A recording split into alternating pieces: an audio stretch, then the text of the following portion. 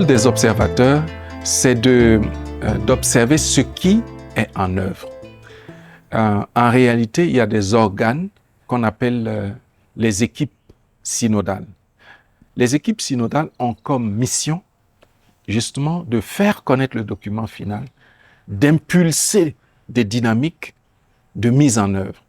Et les observateurs suivent pour dire, voici ce qui a été fait, voici ce qui n'a pas encore été fait, voici, bon, voilà. Donc, l'état des lieux. Les observateurs constatent et font remonter l'état des lieux. Mais les équipes synodales travaillent à la mise en œuvre. Et c'est pour ça que le secrétariat général du synode a demandé que tous les diocèses aient des équipes. Et les conférences épiscopales nationales également, et à l'échelle du continent, le SHEAM a aussi mis en œuvre, a créé son équipe synodale. Bon, la grande question, c'est que parfois les membres de l'équipe synodale se demandent que devons-nous faire. Mais ça, je pense que graduellement, ça viendra. Les choses se clarifieront.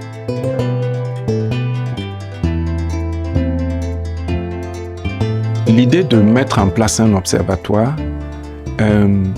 fondamentalement, elle vient du milieu universitaire et les gens ne sont pas habitués.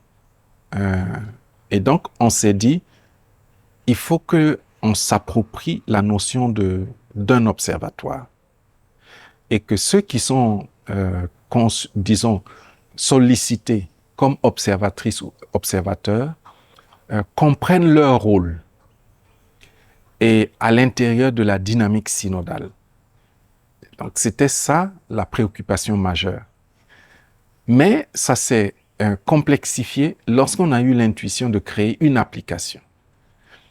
C'est un outil moderne et on n'est pas tous familiers de l'utilisation de ces technologies modernes. Donc, on s'est dit, on peut le faire en distanciel, mais la partie présentielle est importante. Vivre ensemble, manipuler ensemble l'application, se poser des questions, et vous-même vous l'avez constaté, les anglophones qui étaient réunis à Nairobi sont plus à l'aise parce qu'ils sont un peu dans le mouvement.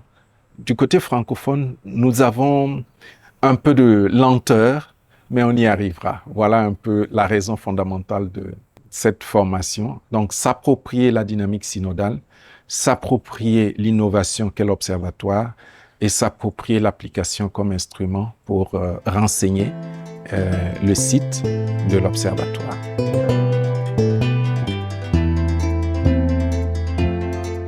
Je souhaiterais que l'Église d'Afrique comprenne que l'appel à la synodalité n'est rien d'autre qu'une belle occasion pour déployer ce que c'est que l'Église comme famille de Dieu.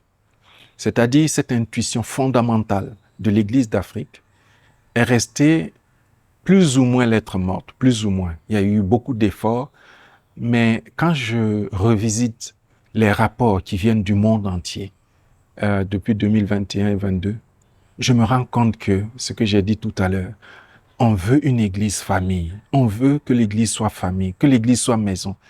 Et je me suis dit, mais où est l'église d'Afrique? Parce que l'église d'Afrique, depuis 1994, pour ne pas dire 1975, a un message sur la famille. L'église comme famille de Dieu. Donc c'est à nous de dire, voici comment ça se vit. Mais bon, nous devons faire un effort et vivre en synodalité cette intuition de l'Église famille de Dieu. Où, lorsqu'il y a un problème, la famille se réunit, discute. Et on réunit tout le monde. Dieu n'a pas de petits-fils dans l'Église.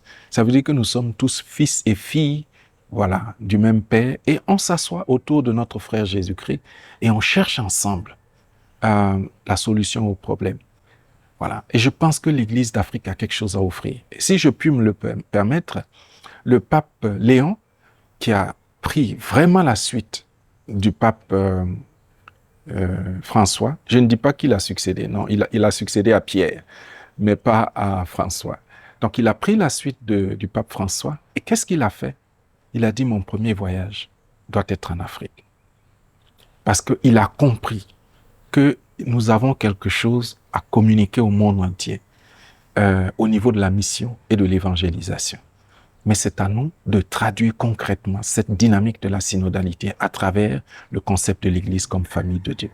Merci. Union de prière.